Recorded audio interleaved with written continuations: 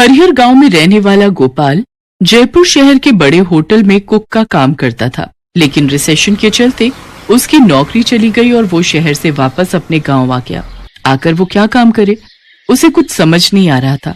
काम न मिलने के कारण वो काफी परेशान रहने लगा। तभी उसके पड़ोस में रहने वाला दीनलाल काका उससे कहता है, अरे भाई गोपाल, इतना परेशान होने की जरूरत नहीं है। भगवान ने चाहा तो सब ठीक हो जाएगा। क्या ठीक हो जाएगा काका? इस गांव में कौन सा कभी कोई होटल खुलेगा जहां मुझे काम मिल जाएगा? मुझे तो डर है कहीं मेरी बेटी की पढ़ाई ही ना छूट जाए। अरे घबराओ नहीं, तुम्हारे पास बचत होगी ना। फिलहाल उसी से काम चलाओ और साथ ही साथ कोई काम भी ढूंढते रहो। तभी गोपाल को नई नई सलाह देते रहते थे, पर उसका ना तो कोई काम बन रहा था और ना ही किसी की कोई सलाह काम आ रही थी। बाजार से सब्जी लेकर घर आती उसकी बीवी ममता उससे पूछती है कि क्या हुआ जी, क्यों इतना परेशान बैठे हो? परेशान ना हो तो क्या करूं, कई दिनों से घर पर खाली बैठा हूं। अगर इसी तरह चलता रहा तो धीरे धीरे बचत के सारे पैसे भी खर्च हो जाएंगे। क्या आपको कुछ और काम नहीं आता जो आप कर सके? आता होता तो क्या इतने दिनों से घर पर खाली बैठता। तो शहर में आप क्या काम करते थे जी? अरे इतनी बार तो बता चुका हूं तुम्हें कि एक होटल में समोसे बनाने का काम करता था। तो क्या अब आप भूल गए हो समोसे बनाना? अरे तुम पागल हो गई हो क्या? इतने सालों से सीखा हुआ काम भी कोई भूलता है क्या? तो फिर आप वही क्यों नहीं बना लेते? अरे बॉडम औरत, क्या बनाऊं? समोसे और क्या। मैं अभी बाजार से आ रही थी तो मैंने देखा कि गोलगप्पे वाले के ठेले पर काफी भीड़ लगी हुई थी, तो मैंने सोचा क्यों ना हम भी अपना समोसा बनाने का काम शुरू करें। ममता की ये बात सुनकर गोपाल, जो अब तक बेमन से ममता की बात सुन रहा था, अचानक उठ खड़ा होता है और ममता से कहता है, क्या क्या कहा तुमने? जी मैं तो वो ऐसे ही मेरे कहने का मतलब था कि आप अपना ठेला तो लगा सकते हो ना। ममता की बात सुनकर गोपाल झट से ममता को गले लगा लेता है और खुश होते हुए ममता से कहता है, अरे ये पहले क्यों नहीं बोला तुमने? ये आइडिया तो मेरे दिमाग में भी नहीं आया। आप मुझसे अपनी परेशानी बांटते ही नहीं थे, हमेशा तो अपने दोस्तों के सुझाव लेते रहते थे। अरे परेशानी में ध्यान ही नहीं रहा कि क्या कहूँ और किससे कहूँ। चलो, पर अब होगा तो वही जो तुमने कहा। बस अब तो कल से ही अपना काम शुरू कर दूंगा। वहाँ होटल में भी सबको मेरे ही हाथ के समोसे अच्छे लगते थे। और हाँ, मुझे तुम्हारी मदद की जरूरत पड़ेगी। हाँ हाँ, मैं हूँ तुम्हारे साथ हमेशा। और फिर उसी दिन शाम को गोपाल एक ठेला खरीद लाता है और अगले दिन सुबह अपने घर के बाहर ठेले पर समोसे बनाकर रख लेता है। साथ ही ममता ठेले पर चाय बनाने का काम करने लगती है। अब तुम देखना, ये जो चाय और समोसे की जोड़ी है ना, ये खूब चलेगी। ठेले पर इतना सारा सामान देखकर गांव वाले सोचते हैं कि वो गांव छोड़कर जा रहे हैं। अरे गोपाल बेटा, इतना हताश नहीं होते। आखिर कहाँ जाओगे अपना गांव छोड़कर? अपनी जन्मभूमि छोड़कर भी भला कोई जाता है क्या? हाँ गोपाल भैया, ममता बहन, हमें बिल्कुल भी अच्छा नहीं लगेगा आपके बिना। आप फिक्र मत करो, हम सब मिलकर आपके लिए कोई न कोई काम ढूंढ निकालेंगे। अरे नहीं नहीं, ऐसी बात नहीं है, आप सब गलत समझ रहे हैं। क्या गलत समझ रहे हैं? ठेले पर इतना सारा सामान लेकर खड़े हो तुम लोग, हैं? आखिर माजरा क्या है? अरे सुनिए तो आप सब, ये देखिए, ये है कढ़ाई और इसमें है समोसे और साथ में बन रही है गरम गरम चाय। हाँ हाँ, पर है तो सब रसोई का सामान ही ना। आप सबको तो पता ही है ना, ये कब से घर पर खाली बैठे हैं। तो अब ये लगाएंगे समोसे का ठेला और मैं बनाऊंगी गर्मा गर्म चाय। है ना कमाल का आइडिया? ये सुनते ही सब लोग खुश हो जाते हैं। अरे वाह, अब तो मतलब हमें मजेदार समोसे खाने को मिलेंगे। जी हाँ, और वो भी शहर के कुक के हाथ के। हाँ, मैं बिल्कुल वैसे ही समोसे बनाऊंगा जैसे मैं वहाँ होटल में बनाया करता था। सब लोग उंगलियां चाटते रह जाया करते थे। चलो भाई गोपाल, अब क्या बातों से ही पेट भरोगे या अपने समोसे भी चखाओगे? हाँ हाँ, अभी लो। समोसे तो कब से तैयार हैं, पर तुम ही लोगों की बातें खत्म नहीं हो रही। और फिर सभी जोर जोर से हंसने लगते हैं। गोपाल और ममता फटाफट चाय और समोसा गर्म करके सबको देते हैं। समोसे का स्वाद सबको इतना भाता है कि सब लोग उंगलियां ही चाटते रह जाते हैं। अरे वाह गोपाल भैया, बहुत ही स्वादिष्ट समोसे हैं। ऐसे समोसे तो मैंने आज तक नहीं खाए। हाँ भाई गोपाल, बात तो है तेरे समोसे में। चल अब जल्दी से बता कि कितने पैसे हुए हम सबके। अरे नहीं काका, आज मेरे ठेले का पहला दिन है, तो पहली बार की चाय और समोसे आप सबको मेरी तरफ से फ्री। पैसे आप अगली बार से दे देना। दोनों अगले दिन फिर सुबह सुबह अपना ठेला लगाने चल पड़ते हैं। थोड़ी ही देर में अच्छी खासी भीड़ इकट्ठी हो जाती है। कोई 2 समोसे मांगता तो कोई 10 समोसे पैक करवा कर ले जाता है। कुछ दिनों में गोपाल और ममता का काम अच्छे से चलने लग जाता है और उन्हें अच्छी खासी आमदनी होने लगती है। आइए आइए, 5 रुपए का एक समोसा पाइए। अरे आज पैसे ले रहे हो क्या? हाँ काका, अब रोज रोज तो मुफ्त नहीं दे सकते ना। गोपाल का 5 रुपए का समोसा सभी गांव वालों को बहुत भाता है और धीरे धीरे उसके समोसे की चर्चा आसपास के गांव तक भी फैल जाती है। दूर दूर से लोग आने लगते हैं। एक दिन समोसे के लिए आलू कम पड़ जाते हैं और भीड़ अच्छी खासी होती है। अरे अब क्या करें ममता, मुझे तो घबराहट हो रही है। अरे आप परेशान मत हो, मैं समोसे में कम आलू भर देती हूँ। नहीं नहीं, ये ठीक नहीं होगा, हम समोसे के लिए मना कर देते हैं। नहीं, बिल्कुल भी नहीं। अगर एक बार मना कर दिया तो फिर कोई भी मुड़कर ठेले पर वापस नहीं आएगा। गोपाल को कुछ हद तक ममता की बात सही लगती है और वो कम आलू भरने के लिए मान जाता है। वो डरते डरते सबको समोसे देता है और सोचता है कि कोई कुछ न कुछ जरूर बोलेगा, पर कोई कुछ नहीं कहता और उन सबको समोसे मिल जाते हैं। अरे ममता, ये कैसे हुआ? किसी ने भी समोसे में कम आलू की शिकायत नहीं की? ये तो मेरे हाथों का कमाल और दिमाग की चतुराई है। मतलब मैं कुछ समझा नहीं। मतलब ये देखो, मैंने समोसे का आकार छोटा कर दिया था और किसी को पता भी नहीं चला। ये देखकर गोपाल को भी लालच आ जाता है और वो कहता है, वाह, ये आइडिया तो कमाल का है। अब कल से हम ऐसे ही समोसे बनाएंगे। समोसे का आकार छोटा और दाम 7 रुपए। क्यों, क्या कहती हो? बिल्कुल सही जी। सब खाने में इतने मगन रहते हैं कि किसी को कुछ पता भी नहीं चलेगा और हमारा मुनाफा ही मुनाफा होगा। अब दोनों के मन में लालच आ जाता है और धीरे धीरे समोसे में से आलू कम होने लगते हैं। अरे भाई गोपाल, आज समोसे में आलू कम नहीं लग रहे हैं क्या? है? कम लग रहे हैं ना? बंसी भाई, आज थोड़ा कम आ गया होगा। अब कम ज्यादा तो होता ही रहता है, बनाते बनाते पता ही नहीं चलता। हाँ हाँ, बात तो तुम्हारी सही है। और इसी तरह उनका व्यापार बढ़ने लगता है और अगर किसी दिन कोई छोटे और कम आलू वाले समोसे की शिकायत करता भी तो अगले दिन उसे बड़ा और ज्यादा आलू वाला समोसा दिया जाता, जिससे कोई कुछ न बोले। ऐसे कई दिन तक चलता रहा। दोनों सबको बेवकूफ बनाने में लगे हुए थे। अजी सुनो, मैं क्या सोच रही थी कि जो भी हमारी बचत हो रही है उसको हम एक अलग गुल्लक में डाल देते हैं और फिर उस पर लिख देते हैं बचत। आगे जाकर हमारे घूमने फिरने के काम आएगी। बड़ा गजब का सुझाव है। मुनाफा का मुनाफा और बचत की बचत, और तो और किसी को कुछ पता भी नहीं चल रहा है। अब आप देखते जाइए, कल से हमारा और सामान बचेगा। पर वो कैसे? अब क्या चल रहा है तुम्हारे दिमाग में? कल से समोसे के लिए आटा सिर्फ मैदे का ही नहीं होगा, बल्कि उसमें हल्के किस्म का आटा और थोड़ी सूजी भी मिला देंगे। साथ ही उसमें भरने के लिए आलू कम और दूसरी चीजें ज्यादा होंगी। अरे नहीं नहीं, ये ठीक नहीं होगा। अगर किसी को पता चल गया तो? क्या आज तक तुम्हें कुछ पता चला कि मैं आटे में बहुत कुछ मिला रही हूँ? अरे मोरी मैया, क्या सच में तुम ऐसा कर रही थी? हाँ बिल्कुल, और वो भी आज से नहीं बल्कि कई दिनों से। अब दोनों के मन में सोचकर ही लड्डू फूट रहे थे कि मुनाफा उनका दुगना होने जा रहा था। कई महीनों तक यही सब चलता रहा।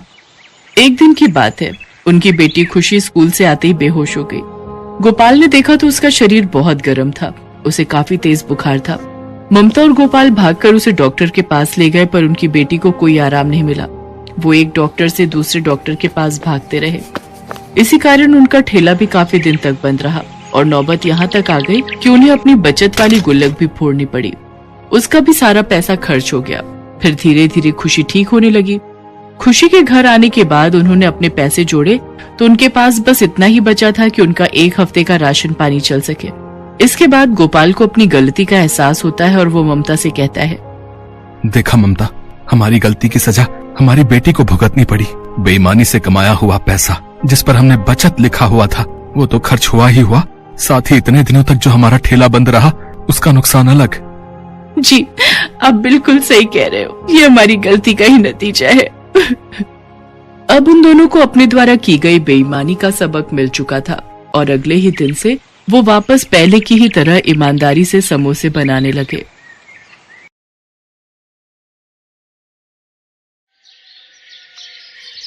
ये कहानी है जग्गी पकौड़े वाले की। जग्गी की पत्नी सीमा और जग्गी दोनों मिलकर पकौड़े बेचा करते हैं। जग्गी के पकौड़े लोगों के बीच काफी प्रसिद्ध हैं। जो एक बार उसकी दुकान में आता है वो बार बार आना चाहता है।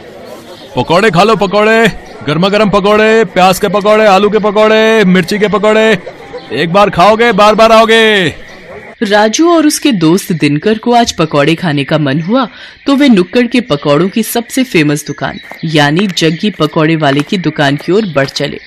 आज सही समय पर निकले हम दोनों, नहीं तो जब तक जग्गी की दुकान पर पहुंचते थे उसकी दुकान के सारे पकौड़े खत्म हो जाते थे। आज तो जमकर पकौड़े खाऊंगा। जग्गी के मिर्च वाले पकौड़े तो इतने स्वादिष्ट होते हैं भाई कि क्या बताऊं यार। एक बार मेरी बीवी मुझसे नाराज चल रही थी, उस रोज मैं उसके लिए जग्गी के पकौड़े ले आया। अरे राजू भाई क्या बताऊं, एक वो दिन है और आज का दिन है। मेरी बीवी मेरे से ऊंची आवाज में बात तक नहीं करती, नाराज होना तो छोड़ ही दो। राजू और दिनकर बातें करते हुए जग्गी की दुकान के बिल्कुल नजदीक पहुंच गए थे। तभी उन्हें दूर से जग्गी की दुकान पर भारी भीड़ दिखाई दी। अरे दिनकर भाई, कहीं आज भी हम लोग लेट तो नहीं हो गए? देख रहे हो जग्गी की दुकान के बाहर लोगों की भीड़। दिनकर दुकान की ओर देखता है, लेकिन एक बात उसे अजीब सी लगती है। उसने देखा कि दुकान के बाहर जितने लोग थे लगभग सभी के हाथ में डंडे थे, कुछ ने पत्थर भी उठा रखे थे। अरे राजू भाई, भीड़ तो दिख रही है, लेकिन भीड़ में लोगों ने डंडे और पत्थर क्यों उठा रखे हैं? कहीं कोई गड़बड़ है क्या? उन्हें कुछ समझ आता उससे पहले लोगों के जोर जोर से चिल्लाने की आवाज आने लगी और सभी गुस्से में कह रहे थे, मारो मारो मारो, इसे छोड़ना नहीं है, मार इसको, मार। उसके बाद दिनकर और राजू ने देखा कि वहाँ खड़ी भीड़ जग्गी को दुकान से खींचकर बाहर निकाल रही है। बाहर निकल। आज हम तुम्हें तुम्हारी हरकतों की वो सजा देंगे कि तू जिंदगी भर याद रखेगा। ये कहकर भीड़ में खड़े एक आदमी ने डंडे का जोर का प्रहार जग्गी पर किया। जग्गी दर्द से कराहने लगा। उसके बाद तो कई लोग डंडे से उसे मारने लगे। उसके सिर से खून निकलने लगा। वो लोगों के आगे हाथ जोड़कर माफी मांगने लगा। छोड़ दीजिए मुझे। तुम्हें छोड़ दूं? हैं? तुम्हारे जैसे बेशर्म पकौड़े वाले को छोड़ना मतलब तुम्हें गलत काम करने की छूट देना। ये कहकर भीड़ में से ही एक आदमी ने अपने हाथ में लिया पत्थर उठाया और उसकी ओर तान दिया। ये देखकर जग्गी दुकान से निकलकर तेजी से भागने लगा। ये लोग तो मेरी जान ही ले लेंगे, मुझे किसी भी तरह यहाँ से निकलना होगा। जग्गी आगे आगे भाग रहा था और गुस्साई भीड़ उसके पीछे। राजू और दिनकर को अभी भी समझ नहीं आ रहा था कि आखिर ऐसा क्या हो गया कि लोग जग्गी के पीछे पड़े हैं। लोग उसे बेशर्म पकौड़े वाला क्यों कह रहे हैं? लोगों के इस तरह जग्गी पर भड़कने का कारण समझने के लिए कुछ समय पीछे जाना पड़ेगा। 410, 430, 490, 500, आज की कमाई 500। अगर इसी तरह कमाई होती रही तो तेरे लिए चांदी की पायल बनवा दूंगा। अजी मुझे पायल वायल नहीं चाहिए। क्यों, क्या हुआ? हमेशा तो गहने की रट लगाए रहती है। हाँ गहने मुझे चाहिए, लेकिन ईमानदारी के पैसे से। अरे तो मैं कौन सा स्मगलिंग कर रहा हूँ, ईमानदारी से ही तो पैसे कमा रहा हूँ। देखिए जी, ये आपको भी पता है आप कैसे पैसे कमा रहे हैं। पकौड़ों को बनाने के लिए आप क्या करते हैं? अगर किसी को पता लग गया ना तो फिर बवाल हो जाएगा, कोई आपको छोड़ेगा नहीं। अरे तू चुपचाप रह, फालतू की बड़बड़ मत कर। मुझे जैसे बेचना है पकौड़े मैं वैसे ही बेचूंगा। जग्गी बहुत ही बेशर्म इंसान था। वो पकौड़े तो बेचता था, लेकिन बहुत ही गंदे तरीके से। वो पकौड़े के गोलों को पहले अपने गंदे बगल के तले दबाता और फिर पकौड़ियाँ तलता। उसे ये सब करने में बहुत मजा आता था। ये हो गए पकौड़े के गोले तैयार। अब इसे दबाता हूँ अपने गंदे बदबूदार बगल के तले। ये लो, ये दब गया। अब इसे डालता हूँ कढ़ाई में। ये कहकर उसने पकौड़ों को कढ़ाई में डाला। कढ़ाई से निकलने के बाद उसने पकौड़ों की ओर गौर से देखा और मन ही मन मुस्कुराते हुए बोला, ये लो, ये हो गए मेरे असली पकौड़े तैयार। सीमा मुझे और बेसन दे, मुझे पकौड़ों के और गोले बनाने हैं। सीमा अपने पति को हर दिन ये गंदी हरकत करते देखती और उसे टोकती, लेकिन वो अपनी बेशर्मी से बाज नहीं आता था। अरे ये तो क्या हर दिन चिक चिक करती रहती है, हैं? क्या करती रहती है? मैं कोई गलत नहीं कर रहा। ये तो किताबों में लिखा है कि पसीने की कमाई का मोल ही अलग है, और मैं तो पसीने की ही तो कमाई कर रहा हूँ। मेरे बगल के, यानी मेरे बगल के पसीने की कमाई। अरे वही तो पकौड़ों में स्वाद भर देते हैं और लोग बार बार हमारी दुकान में आते हैं। ले तू भी खा मेरी पसीने की कमाई के पकौड़े। मुझे नहीं खाने आपके पकौड़े, लेकिन मैं अब भी कह रही हूँ आप ये बेशर्मी छोड़ दीजिए, नहीं तो ये एक दिन आप पर ही भारी पड़ेगी। लेकिन जग्गी पर अपनी बीवी की बातों का कोई प्रभाव नहीं पड़ता। वो अपनी बेशर्मी जारी रखता और अपने ग्राहकों को जो उस पर इतना विश्वास करते थे उन्हें पसीने से सने गंदे पकौड़े देता। समय इसी तरह बीत रहा था और जग्गी की बेशर्मी भी जारी थी। इस बीच सीमा गर्भवती हो गई। सीमा बहुत खुश थी। जग्गी भी ये खबर सुनकर बहुत खुश था। वाह सीमा वाह, देख रही हो भगवान की कृपा कैसे भर भर कर बरस रही है हम पर। हाँ देख रही हूँ, तभी तो आपको कहती हूँ अब तो वो काम छोड़ दीजिए, अब हमारा बच्चा आने वाला है। अरे तो फिर से शुरू हो गई, तुझे क्या दिक्कत है, हैं? क्या दिक्कत है मेरी तरक्की से? कभी कभी तो लगता है कि तुम मेरी सबसे बड़ी दुश्मन है। एक बार फिर से जग्गी ने अपनी पत्नी सीमा को चुप करा दिया और अपनी बेशर्मी में लगा रहा। लेकिन वो कहते हैं ना कि गलत काम कितनी भी चतुराई से आप करें, एक न एक दिन आपका भेद खुल जाता है और फिर उसके बाद आपको उन सारे पुराने गुनाहों का भी हिसाब देना होता है जो आपने किया होता है। एक दिन की बात है, जग्गी पकौड़े बनाने के लिए पकौड़ों के गोलों को अपने बगल के नीचे दबा रहा था और धीरे धीरे कढ़ाई में डाल रहा था। तभी दूर खड़े एक आदमी की नजर उसकी इस हरकत पर गई। अरे ये पकौड़ी वाला जग्गी क्या कर रहा है भाई? है? अरे छी छी छी छी छी, मुझे तो उल्टी आ रही है इसकी इस हरकत को देखकर। उसने चुपके से जग्गी का वीडियो बना लिया और फिर उसकी दुकान पर गया। ओए जग्गी, तू तो बड़ा बेशर्म है? तुम्हारे ग्राहक तुम पर इतना भरोसा करते हैं और तू उन्हें गंदे पकौड़े खिलाता है? गंदे पकौड़े? ये आप क्या कह रहे हैं भाई? ज्यादा भोले मत बन और सच सच बता, तू पकौड़ों को तलने से पहले उसे अपने बगल के नीचे दबाता है ना? छी छी छी छी, ये आप क्या कह रहे हैं साहब? भला ऐसा कौन करता है? मैं तो पूरी सफाई से अपना काम करता हूँ। क्यों सीमा, बताना साहब को। सीमा ने जग्गी की बात का कोई जवाब नहीं दिया, बस अपना सिर नीचे झुका लिया। वो ग्राहक समझ गया कि जग्गी इस तरह उसकी बातों को नहीं मानेगा। उसने जो वीडियो बनाया था वो वीडियो उसने लोगों को भेजना शुरू कर दिया। जिसने भी उस वीडियो को देखा उसे उबकाई आने लगी। छी छी छी, बाप रे, मैंने भी तो इसके यहाँ के पकोड़े खाए थे। वो ऐसे पकोड़े बनाता है? इस तरह से तो वो लोगों की सेहत से खिलवाड़ कर रहा है। वो वीडियो 1 से 10, 10 से 100 और 100 से फिर लाखों लोगों तक पहुंचकर वायरल हो गया। उस वीडियो को देखकर सभी को बहुत गुस्सा आया और गुस्से में वे सभी जग्गी की दुकान पर डंडे और ईंट पत्थर लेकर पहुंच गए। आज छोड़ना नहीं इसको, इसकी सारी बेशर्मी आज हम निकाल देंगे, मार देंगे इसे। हाँ, आखिरकार लोगों ने उसे पकड़ लिया। एक बार फिर से सभी उसकी पिटाई करने लगे। तभी उसकी पत्नी सीमा भागती हुई वहां आई और लोगों के आगे हाथ जोड़ते हुए उसने कहा, मैं जानती हूँ कि इनकी गलती माफ करने के लायक नहीं है। इन्होंने आप लोगों के विश्वास का खून किया है, आप लोगों की सेहत के साथ खिलवाड़ किया है। लेकिन आप लोग इन्हें मार देंगे तो मेरा बच्चा जो अभी मेरी कोख में है, उसके सिर से पिता का साया उठ जाएगा। भगवान के लिए मेरे कोख के बच्चे पर रहम कीजिए और इन्हें छोड़ दीजिए। एक गर्भवती औरत की गिड़गिड़ाहट को सुनकर लोगों का दिल पसीज गया और उन्होंने इस वादे के साथ जग्गी की जान बख्शी कि भाई कान खोल के सुन लो, हम तुम्हें छोड़ तो रहे हैं, लेकिन अब कभी इस तरह और इस जगह पकौड़े ये नहीं बेचेगा। इसे ये जगह छोड़नी होगी।